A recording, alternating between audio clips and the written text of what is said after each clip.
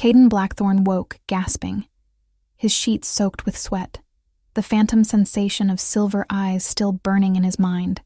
It was the same dream, the same woman, the same aching emptiness when she vanished, just as his fingers were about to touch hers. 5 years.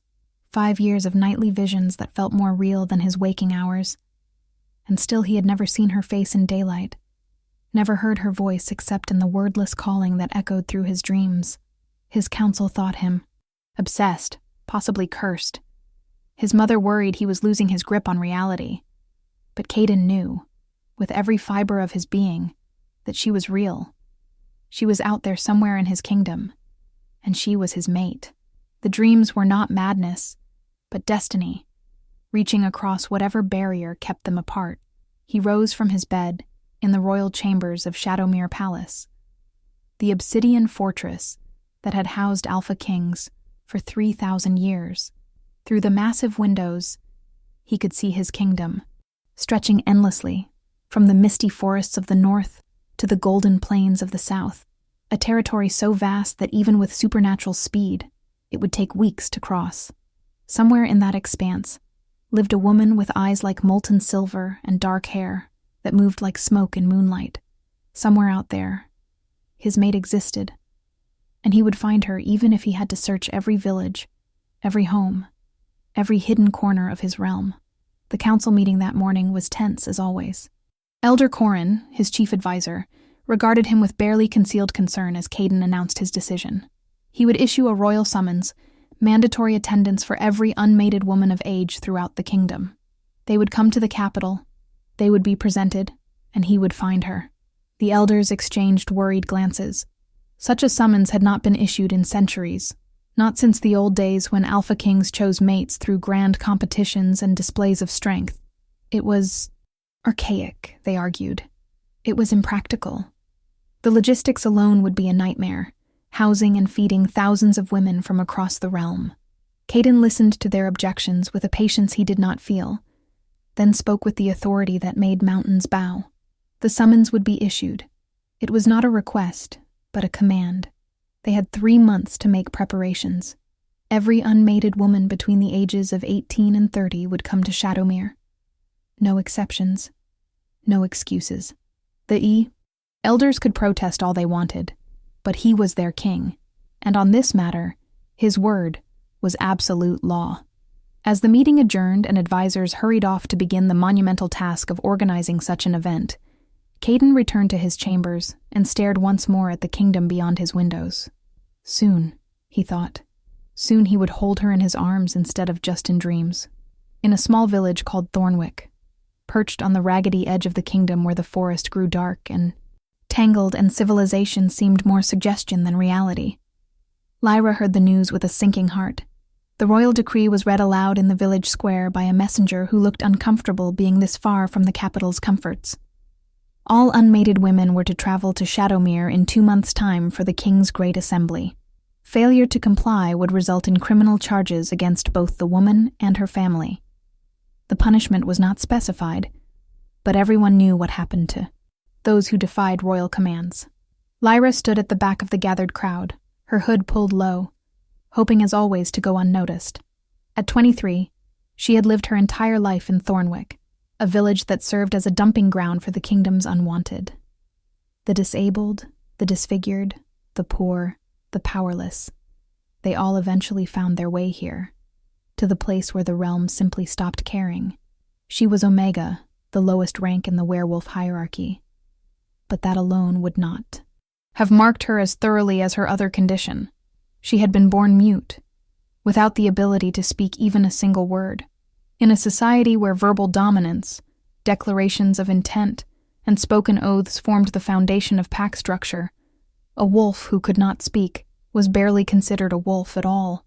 The other villagers cast pitying glances her way as the messenger finished reading and departed. They knew she would have to go, despite her condition, despite the humiliation it would surely bring. Old Marta, the healer who had raised her after her parents died when she was 5, touched her shoulder gently. The king would not want someone like Lyra, Marta whispered kindly. But rules were rules. and they could not risk the consequences of disobedience. Lyra nodded her understanding, her throat tight with emotions she could never voice. She had learned long ago to communicate through gestures, through written words, through the expressive movements that became her language. But she also knew that in a world of wolves, silence was seen as weakness, and weakness invited cruelty. That night, Lyra dreamed as she had dreamed countless times before. She stood in a vast throne room carved from black stone, surrounded by shadows that moved with predatory grace. On a throne that seemed to absorb light rather than reflect it, sat a man with eyes the color of molten gold, his face angular and severe, his presence so powerful that even in dreams it made her wolf whimper with a mixture of fear and recognition. He stared directly at her across the impossible distance, his expression hungry and desperate in equal measure. She tried to call out to him, tried to tell him she was real. She existed. She was searching for him too, but as always, no sound emerged from her throat. She could only watch as pain flashed across his beautiful, terrible face, and then the dream shattered like glass. And she woke in her small bed in Thornwick, tears streaming down her cheeks. She had never told anyone about the dreams. How could she explain that she had been seeing the same man since she was a child, long before she understood what mates or destiny meant? How could she make them understand that she knew him, knew the exact timbre of his voice, even though she had never heard it in waking life, knew the way his hair fell across his forehead when he was troubled, knew the particular set of his shoulders when he carried the weight of his kingdom? They would think her mad or delusional. A mute omega with delusions of grandeur, imagining herself connected to greatness because her reality was so painfully small. The 2 months before the summons passed in a blur of preparation and anxiety. Marta used what little money they had to purchase Lyra a simple dress suitable for presentation at court, a soft gray thing that brought out the unusual silver of her eyes. She taught Lyra the proper curtsies and gestures expected in the presence of royalty, coached her on how to move gracefully, despite her certain terror. The old healer's own hands trembled as she worked, and Lyra knew Marta feared for her.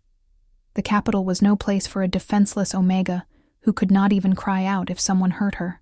But there was no choice, no alternative. The king had commanded, and they would obey. The journey to Shadowmere took a week by cart, traveling with a group of other women from Thornwick and the surrounding villages. Most of them were excited, chattering endlessly about the possibility of catching the king's eye, becoming queen, living in luxury and power. A few were more pragmatic, hoping simply to attract a wealthy mate from among the nobles, who would surely attend such an event. They largely ignored Lyra, which suited her fine. She spent the journey watching the landscape change from the wild forests of the borderlands to the cultivated beauty of the inner kingdom, settlements growing larger and more prosperous the closer they came to the capital. Her first sight of Shadowmere Palace stole the breath from her lungs.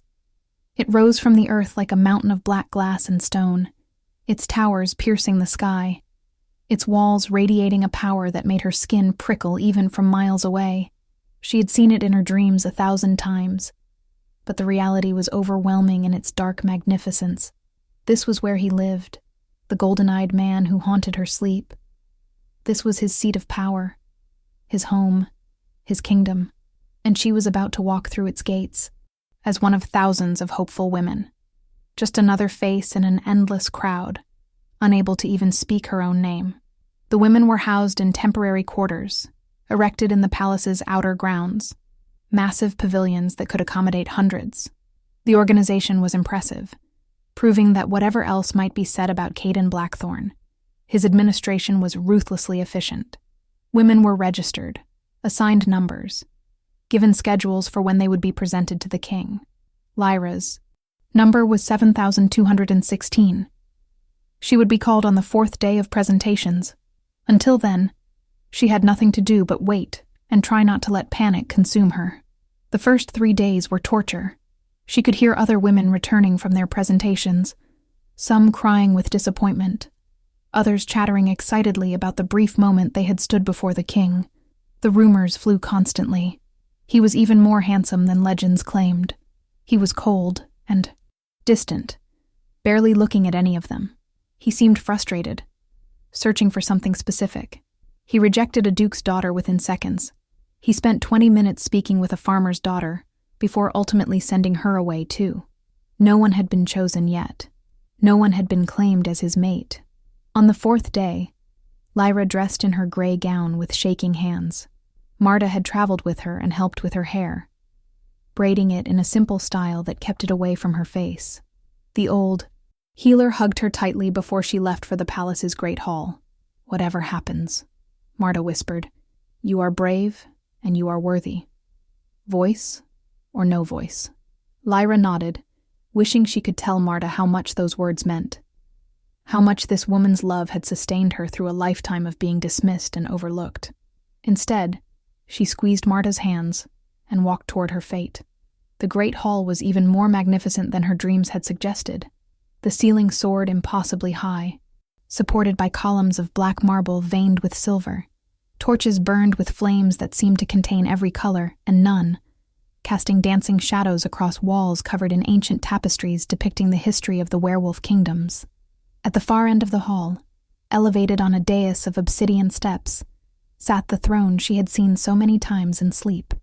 And on that throne, exactly as she had always known he would be, sat Caden Blackthorn. Their eyes met across the length of the hall, and the world stopped. Lyra felt the air leave her lungs, felt her wolf surge forward with a recognition so powerful, it brought her to her knees. Those eyes, those impossible golden eyes that had stared at her from across dream distance for as long as she could remember, were now fixed on her in waking reality. She saw his entire body go rigid, saw him rise from the throne as though pulled by invisible strings, saw shock and recognition and desperate hope flash across his features in rapid succession. The bond snapped into place between them, with such force that the palace trembled. Torches flared wildly, tapestries rippled as though in a great wind, and several of the attending nobles stumbled, as the very foundation of the ancient structure reacted to the power of true mates finally finding each other after years of searching across the barrier of dreams. Caden was moving down from the dais, his usual controlled dignity forgotten, his eyes never leaving her face.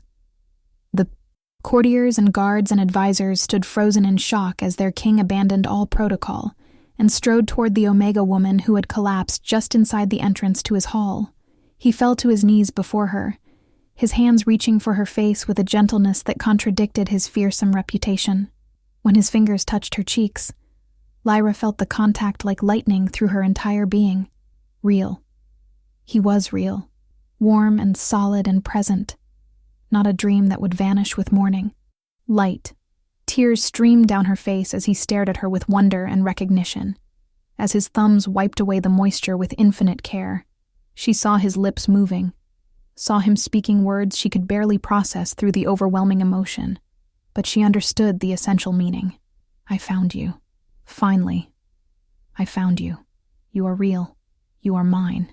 She tried to respond, tried to tell him that she had been searching too, that she had dreamed of him every night for years, that she had known his face before she knew her own.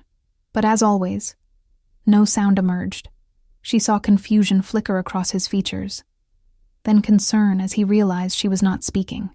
She watched him glance at the attendants who had accompanied her into the hall, saw the question forming. One of them, a palace servant assigned to guide the presenting women, stepped forward nervously and explained. The woman was mute, Your Majesty. She had been born without speech. They had not wanted to waste the king's time with such a woman, but the summons had been absolute, so they had been forced to include her. Caden's expression transformed into something dangerous as he slowly turned to look at the servant. His voice, when he spoke, was soft with the kind of rage that preceded extreme violence. "You thought my mate would waste my time? You considered excluding her from my presence because she cannot speak?" The servant went pale, stumbling backward as the king's alpha power rolled over the room like a physical force. Caden rose to his feet, pulling Lyra up with him, keeping her tucked against his side as though he feared she might disappear if he released her.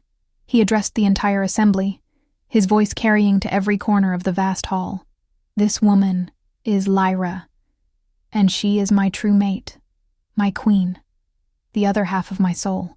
Anyone who suggests she is lesser because she communicates differently will answer to me personally. Is that understood?" The response was immediate and absolute. Every wolf in the room, from the highest noble to the lowest servant, dropped to one knee and bowed their heads in submission and acknowledgement. Lyra stood in the circle of her mate's arms, overwhelmed by the sudden reversal of her entire existence. Hours ago, she had been a nobody from nowhere, a mute omega that her own escorts had considered an embarrassment. Now she was being declared queen in front of the most powerful assembly in the kingdom, protected by an alpha king whose fury on her behalf made the palace itself shudder. The next hours passed in a daze. Caden dismissed the assembly, cancelled all remaining presentations, and personally escorted Lyra to the royal chambers. He was gentle with her, constantly checking that she was comfortable, that she was not frightened, that she wanted this as much as he did. She found ways to communicate her consent, her joy, her overwhelming relief at finally being with him. She took his hand and placed it over her heart so he could feel how it raced at his nearness. She traced his features with wondering fingers, matching them to the dream images she had carried for so long. She wrote on paper he quickly provided, shaky words explaining that she had dreamed of him too, that she had seen him every night, that she had thought herself mad for yearning after a vision. Caden read her words with an expression of such tenderness, it made her chest ache. He explained his own dreams, described her exactly as she appeared in them, confirmed every detail. She had wondered if she had imagined. They compared memories and found them perfectly aligned. Two perspectives on the same impossible nightly meetings. Something had been connecting them across distance for years, something powerful enough to breach the barrier between sleeping and waking, something that had guided them both to this moment. As the initial euphoria faded into a deeper contentment, practical matters began to intrude. Caden's advisors, led by the ever-cautious Elder Corin, requested an audience to discuss the situation. A mute queen presented certain challenges. They explained with careful diplomacy. State functions required speeches. Diplomatic meetings required verbal negotiation. Traditional ceremonies required spoken vows. They did not mean to suggest the king had made a mistake, of course. The mate bond was sacred and absolute. But perhaps accommodations could be made, modifications to protocol, allowances for the queen's unique situation. Lyra felt the familiar shame creeping in, the sense that she was somehow inadequate, that her inability to speak made her a burden rather than a blessing. But Caden's hand tightened on hers, and his voice was cold steel as he addressed his council. The protocols would change, he informed them. His mate would communicate as she chose, and the kingdom would adapt. If ceremonies required modification, they would be modified. If diplomats found written words or sign language insufficient, they could leave his court.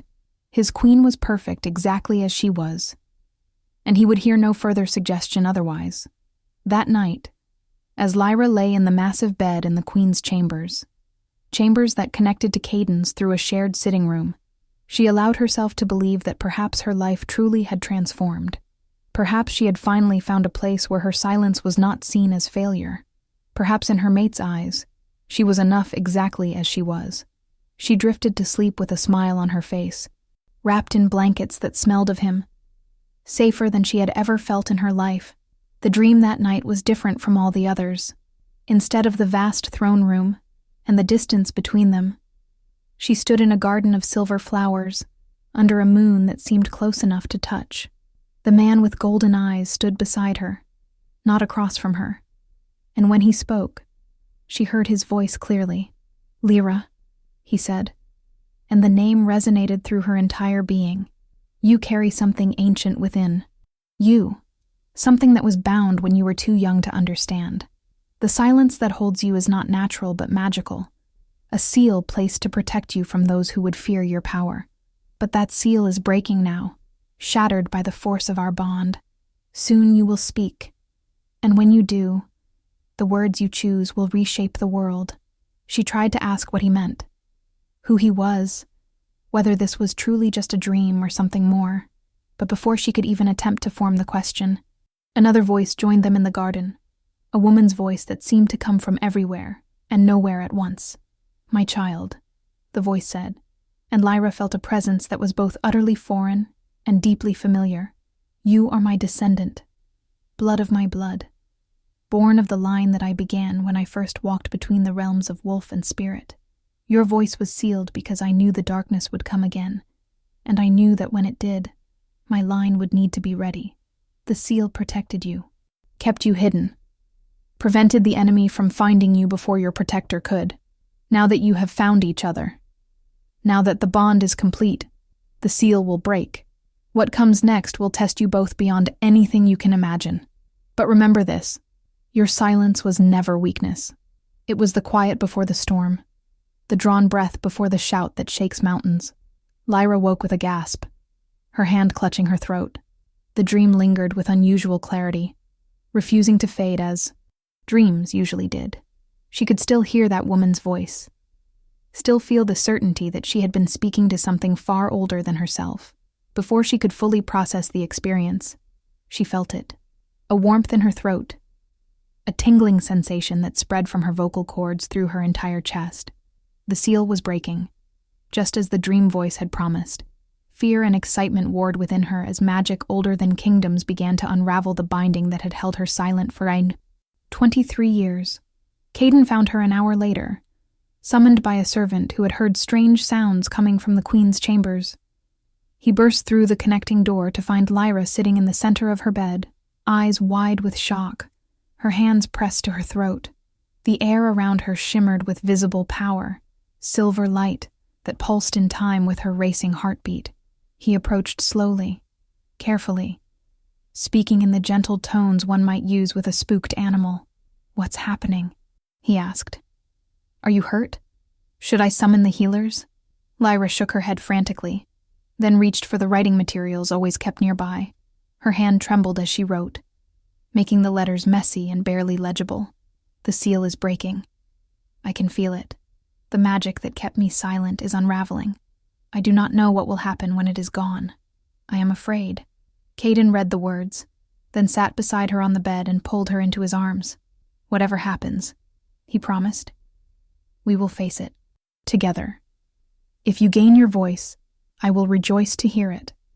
If the magic does something unexpected, we will handle it. You are not alone anymore, Lyra.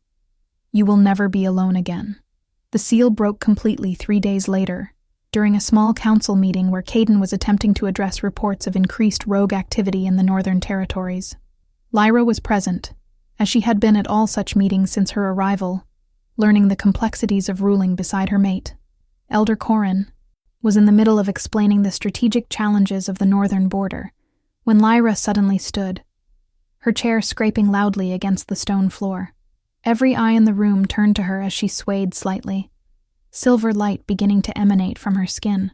When she opened her mouth, the voice that emerged was her own, but also more than her own, layered with harmonics that suggested multiple speakers in perfect unison. "The rogues in the north are not random criminals," she said, and the entire council recoiled at the sound. "They are being organized by someone who remembers the old ways, someone who knows what I am and fears what I represent. They seek to destabilize the kingdom before I can fully come into my power, before I can speak the truths that will unmake their carefully constructed lies." The words hung in the air like a pronouncement from the divine. Caden was on his feet instantly, moving to her side as she continued to glow with inner light. Her eyes had turned, completely silver, no pupil or iris visible, just pools of liquid moonlight. When she spoke again, her voice was slightly more her own, the layered quality fading but the power still evident. "I am Lyra, descendant of the moon singer, the first wolf who spoke the language of creation. The seal that held me silent was placed by my own ancestor to hide me from the void seekers, those who nearly destroyed our kind 1,000 years ago. They have returned, sensing the shift in power, fearing the prophesy that a moon singer and a shadow king would rise together to end their corruption forever. I was hidden in silence, and Caden was hidden in dreams. But now we have found each other, and the real war begins. The council erupted into chaos. Some members immediately began shouting questions, demanding explanations, insisting this had to be some kind of trick or deception. Others looked terrified, clearly recognizing the names and references Lyra had invoked. Elder Corin simply stared at her, with an expression that suggested his worst fears had been confirmed. Caden raised his hand, and his alpha power silenced the room instantly. His voice was carefully neutral as he addressed his mate. "Lyra," he said, "I need you to explain everything. Start from the beginning and tell us what you know." Lyra felt the foreign power receding, leaving her in control of her newly freed voice. She sank back into her chair, suddenly exhausted, and began to speak in her own voice, softer and more hesitant than the pronouncement that had preceded it. "I do not fully understand it all myself," she admitted. "I only know what the dreams have shown me, what the voice of my ancestor has revealed. The moon singers were wolves who could speak directly to the fabric of reality, whose words had the power to create and destroy. They helped build the first kingdoms, established the laws that govern our kind, and protected the realm from threats both natural and supernatural. But a faction arose, wolves who sought to access forbidden knowledge, to speak the words of unmaking and claim godlike power for themselves. They called themselves the Void Seekers, and they nearly succeeded in tearing apart the very essence of our world." She continued, explaining what she had learned in fragments over years of dreams. The Moonsingers had fought the Void Seekers in a war that devastated the realm and was carefully erased from most historical records. In the end, the Moonsingers had won, but at tremendous cost. Most of their line was extinguished, and the survivors went into hiding, sealing their powers and living as ordinary wolves. The Void Seekers were thought destroyed, but they had merely gone dormant, waiting for the time when the Moonsinger bloodline weakened enough that they could rise again without opposition. "The prophecy," Lyra said, speaking words that felt both familiar and foreign on her newly functional tongue, told of a time when the last Moonsinger and the strongest Shadow King would be born in the same era, bound by fate and dreams, destined to either save the realm or watch it fall into void and chaos. The Shadow Kings were a parallel bloodline, wolves whose power came not from creation, but from protection, from the ability to stand between their people and any threat, no matter how terrible. Caden was the strongest Shadow King born in a millennium, and she was the last Moon Singer. Their bond was not accident, but cosmic design. The council meeting extended for hours, as Lyra shared everything she knew, everything she had pieced together from dreams and instinct, and the sudden rush of ancestral memory that had accompanied her unsealing. Some council members were skeptical, demanding proof beyond her word. Elder Corin, surprisingly, was not among them. The old advisor finally spoke, his voice heavy with long-carried burden. "I have suspected something like this for years," he admitted. "There are texts in the deepest archives, records that most believe to be myth, or allegory.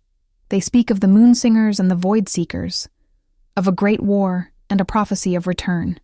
I thought them simply stories, until King Caden began having his dreams. Dreams are the language of fate among our kind. When an Alpha King dreams the same dream for years, it is never without purpose." Caden looked at his oldest advisor with a mixture of surprise and betrayal. "You knew? You suspected and said nothing?" Corin met his king's gaze steadily. "I said nothing because I had no proof, only ancient texts and a disturbing pattern of events. The increased rogue activity, the strange reports from the borders, the way certain old families have been quietly consolidating power and moving resources. I have been investigating quietly, trying to determine if there was truly a threat or if I was seeing shadows where none existed. Now we have our answer. The threat is real. The prophecy is real. And we must prepare for what comes next. The revelation that the threat was already manifesting, that enemies both known and unknown were already moving against them, shifted the entire tone of the discussion. Caden took charge, his strategic mind immediately beginning to plan. They needed to identify potential Void Seeker sympathizers within the kingdom. They needed to strengthen defenses, particularly in areas where reality seemed thin or unstable. places where speaking magic would be most powerful. They needed to find any remaining information about the original war, any knowledge that might give them an advantage. And above all, they needed to help Lyra understand and control her abilities before they attracted more attention than they could handle. Over the following weeks, Lyra discovered the extent of what her voice could do. With Caden's steady presence to anchor her and prevent her from being overwhelmed, she experimented carefully with the power of spoken truth. When she declared that a withered plant should bloom, it burst into flower instantly. When she spoke healing over a servant's infected wound, the injury sealed and vanished. When she commanded a locked door to open, the metal bent and twisted until the mechanism surrendered. It was intoxicating and terrifying in equal measure, this ability to reshape reality with nothing but words and will. But there were limitations and dangers that quickly became apparent. The more significant the change she attempted, the more it drained her physically and mentally. After healing a child who had been trampled by a horse, restoring crushed bones and internal bleeding, Lyra collapsed and slept for 2 days. Caden was frantic with worry, but the healers assured him this was normal for such powerful magic. She was not a god, but a conduit, and the energy had to come from somewhere. She was essentially burning her own life force to fuel the changes she spoke into being. Additionally, her power responded to truth and genuine intent. If she tried to speak something she did not truly believe or mean, nothing happened. She could not lie reality into a new shape, only speak truths that reality would recognize and accept. This meant she had to be absolutely certain of her words, had to feel the rightness of what she was attempting in the very core of her being. It was a power that required not just strength, but wisdom, not just ability, but integrity. Caden's own powers were evolving as well, though in less obvious ways. As a Shadow King, his strength had always been in protection and endurance, in standing firm against any attack, in absorbing damage meant for others. But with Lyra's presence, with the mate bond fully active between them, he found his abilities expanding. Shadows responded to his will now, not just metaphorically, but literally. He could pull darkness around himself like a cloak, could extend it to cover and protect others, could use it to blind enemies or hide allies. Where Lyra could reshape what was, Caden could protect what should be. And together they were, discovering that their powers complemented and amplified each other in unexpected ways. The first real test of their combined abilities came when an assassination attempt was made during a public ceremony in the capital's main square. Caden was addressing the gathered crowd, formally announcing Lyra as his queen and mate, when arrows suddenly flew from surrounding buildings. Dozens of projectiles, all aimed with supernatural precision at both him and Lyra, seeking to kill them before they could fully realize their potential.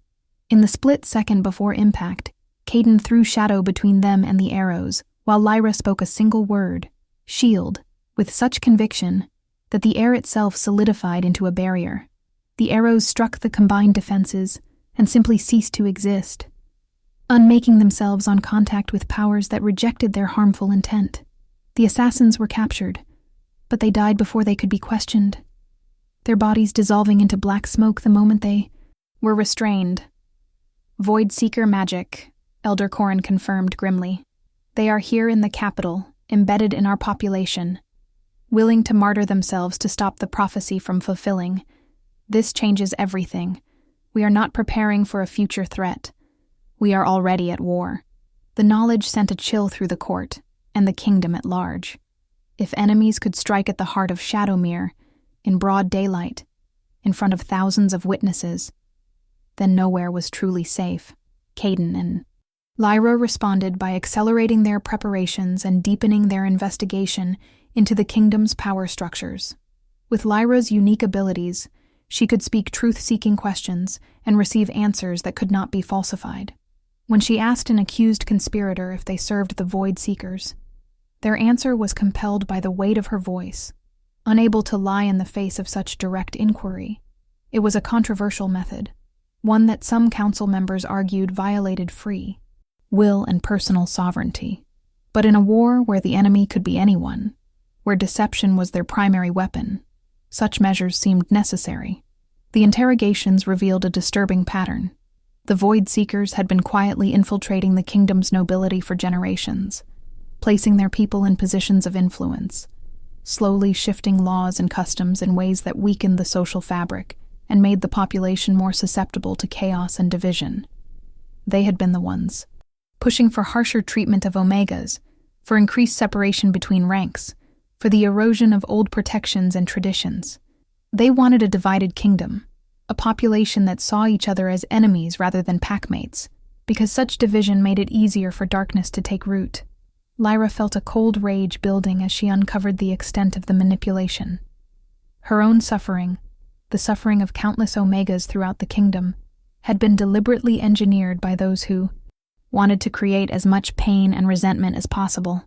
The system that had kept her voiceless and powerless was not natural evolution, but calculated sabotage, designed to ensure that when the darkness finally made its move, there would be no unity to stand against it. She brought her findings to Caden and the council, and together they began drafting sweeping reforms. The Omega Protection Acts were restored and strengthened, guaranteeing equal rights and protections under law. Mandatory education was established for all ranks, eliminating the knowledge gaps that had been used to keep lower ranks compliant. New oversight systems were implemented to prevent the kind of quiet corruption that had allowed Void Seekers to gain such extensive influence. It was revolutionary change, the kind that historically sparked rebellion. But Caden pushed it through with the full weight of his authority and the backing of Lyra's undeniable power. There was resistance, of course. Nobles who benefited from the old systems, who had built their wealth and status on the exploitation of those beneath them, fought the changes viciously. Some were revealed to be Void Seeker agents, but others were simply greedy wolves protecting their privileges. Caden dealt with both groups without mercy, stripping titles, seizing assets, and making it absolutely clear that the kingdom was changing whether they liked it or not. His mate had suffered under the old ways, and he would see the entire structure burned to ash before he allowed such injustice to continue. Lyra found herself becoming a symbol to the kingdom's oppressed populations. Stories spread about the mute Omega who became queen, who gained her voice and used it to demand justice, who stood beside the most powerful alpha in the realm and made him listen. Omegas who had lived their lives in submission began to speak up, to demand better treatment, to believe that change was possible. The social revolution was as significant as the magical one, and in many ways more dangerous to the established order. 6 months after Lyra's arrival at Shadowmere, the Void Seekers made their largest move. A massive force of corrupted wolves, their eyes black with void magic, their bodies twisted by forbidden power, attacked the capital simultaneously from 4 directions. They were led by Council Member Theron, a wolf Caden had trusted for years, now revealed as a high-ranking Void Seeker who had been waiting decades for this moment. The battle was brutal and devastating. Magic clashing with magic. The very air tearing as reality itself became a battlefield.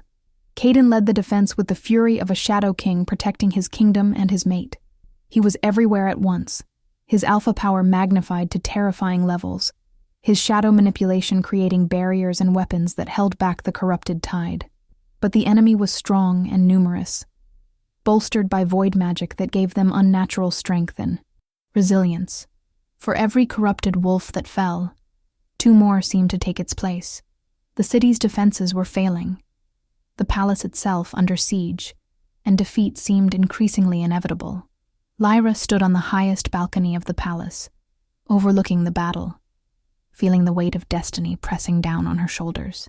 She knew what was needed, what her ancestor had been preparing her for since before her birth. The Moonsinger's greatest power was not in small alterations or individual healings, but in the speaking of fundamental truths, declarations so profound that reality itself had to acknowledge and conform to them. Such speaking came at enormous cost, potentially even the speaker's life. But in this moment, with her kingdom burning and her mate fighting impossible odds, Lyra knew there was no choice. She drew in a breath that seemed to pull air from the entire city, felt power gathering in her core like a star about to go supernova. When she spoke, Her voice carried to every corner of the battlefield, resonated through every stone of the palace, echoed in the bones of every wolf present. I am Lyra, daughter of the Moonsinger line, mate to the Shadow King, and I speak truth that cannot be denied. The void has no power here. Corruption finds no purchase in this realm. Those who serve darkness are cast out, return to the nothing from whence they came. This kingdom is claimed by light and shadow in balance, and no force of unmaking can stand against the union of creation and protection. So I speak, so it shall be. The effect was immediate and absolute. The corrupted wolves simply ceased to exist, their void-twisted forms unraveling like smoke in wind. Theron screamed in rage and denial as his carefully laid plans collapsed around him, tried desperately to hold on to his power. But Lyra's words had already been spoken, and reality was conforming. The void magic that sustained him and his followers was banished, declared incompatible with the fundamental nature of this realm, and without it, they were nothing. Within moments, the battlefield was empty of enemies, leaving only shocked and exhausted defenders standing among the debris. Lyra collapsed the moment the last corrupted wolf vanished, her body unable to sustain the immense drain of such powerful truth-speaking. Caden was at her side instantly, having crossed the distance between battlefield and balcony with supernatural speed, gathering her limp form into his arms as terror seized his heart. She was barely breathing, her skin cold and pale, her heartbeat so faint he could barely detect it. The healers were summoned urgently, every medical expert in the kingdom converging on the royal chambers as Caden refused to leave her side. For 3 days, Lyra hovered between life and death, her body struggling to recover from the massive expenditure of power. Caden barely ate or slept, maintaining a constant vigil beside her bed, holding her hand and speaking to her constantly, telling her everything he had, never had the chance to say. He told her about his childhood, his fears, his dreams for the kingdom, his overwhelming love for her. He promised that if she came back to him, he would spend every day proving that she had been right to save them all. He begged her not to leave him, not after they had finally found each other, not when they had so much life left to live together. On the 4th day, Lyra's eyes opened to find Caden asleep in the chair beside her bed, his head resting on their joined hands, exhaustion finally claiming him. She squeezed his fingers weakly, and he jerked awake instantly, his golden eyes widening as he registered that she was conscious and aware. The relief that flooded his features was so intense it brought tears to her eyes. Her voice, when she spoke, was barely a whisper, hoarse from disuse and magical strain. Did it work? Did we win? Caden laughed, the sound half-sob, and carefully climbed onto the bed beside her, pulling her into his arms with infinite gentleness.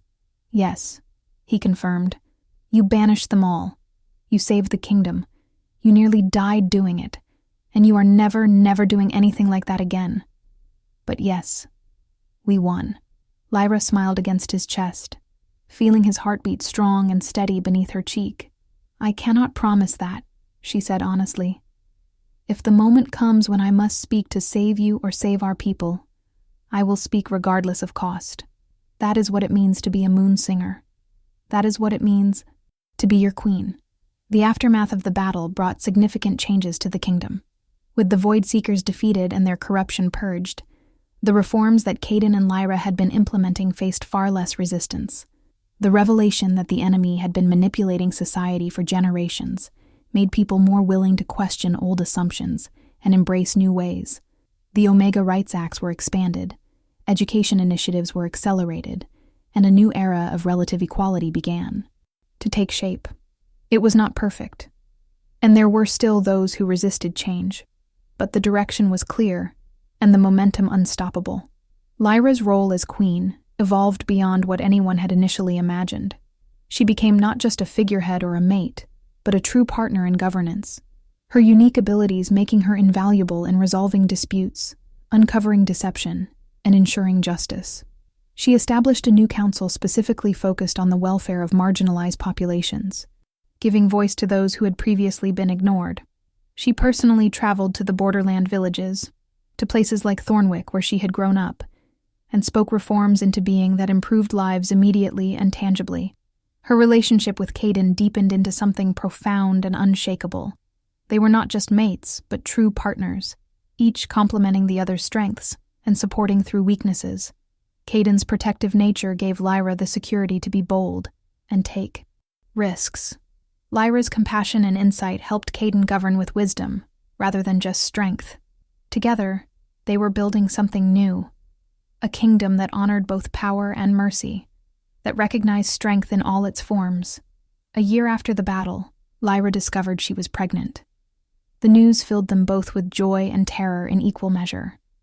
A child born to a moon singer and a shadow king would be incredibly powerful, potentially even more so than either parent.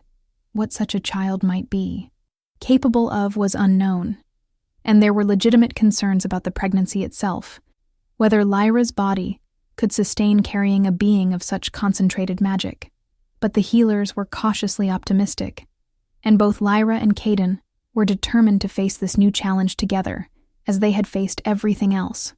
The pregnancy was difficult, but manageable, and 8 months later, Lyra gave birth to twins, a boy and a girl.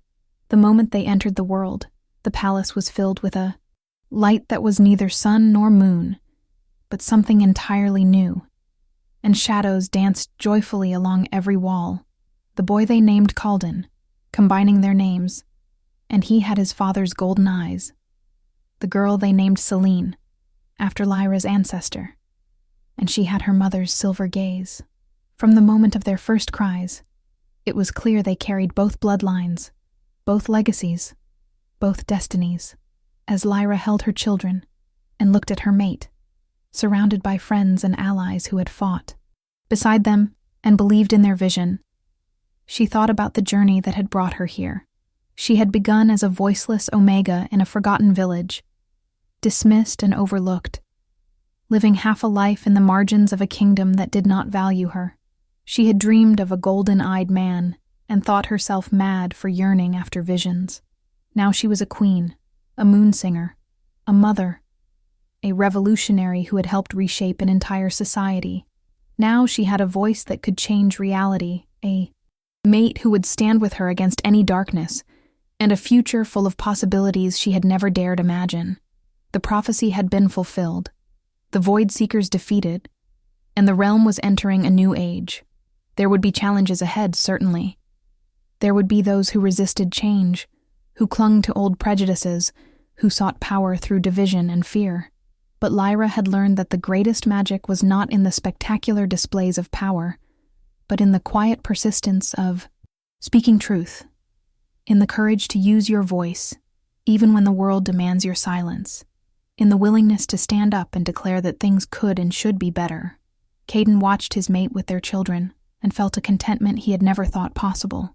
For 5 years he had dreamed of a woman with silver eyes, had searched desperately for a face he knew only in sleep. He had found her in the most unlikely place, in the most unexpected form, and she had exceeded every hope, every dream, every possibility he had imagined. She was not just his mate, but his equal, his partner, his queen in every sense. Together they had defeated ancient evil, transformed their kingdom, and created new life that would carry their legacy forward. That night, as the twins slept peacefully in their cradle, and Lyra rested in their bed, Caden stood at the window overlooking his kingdom and thought about destiny. He had been born a shadow king, raised to protect, trained to endure, and told his entire life that his purpose was to stand firm against any threat. But he had learned that true strength was not just in defense, but in knowing what was worth defending, in being willing to change systems that were unjust even if they were traditional, in protecting not just against external enemies, but against the internal corruption that could destroy a kingdom from within. Lyra joined him at the window, slipping her hand into his, and together they looked out at Shadowmere. The city glowed softly in the moonlight, peaceful now, but they both knew that peace was not the absence of conflict, but the result of constant vigilance and work. There would be more battles ahead, some fought with magic and some with politics, and some with the simple persistence of trying to build something better day after day. But they would face it all together, as they had faced everything, united by a bond that transcended dreams and destiny. If you love this story about finding your voice and your strength, about mates who were destined to cross dreams and time, please give us a like and let us know in the comments what part moved you most. Do you believe in prophetic dreams? Have you ever felt connected to someone you had never met? Share your thoughts below. And do not forget to subscribe for more supernatural romance stories about powerful bonds and the courage to change the world. Lyra and Caden's journey reminds us that sometimes the most powerful magic is simply refusing to accept that things have to stay the way they have always been, that speaking truth can reshape reality, and that two people who believe in each other can accomplish the impossible.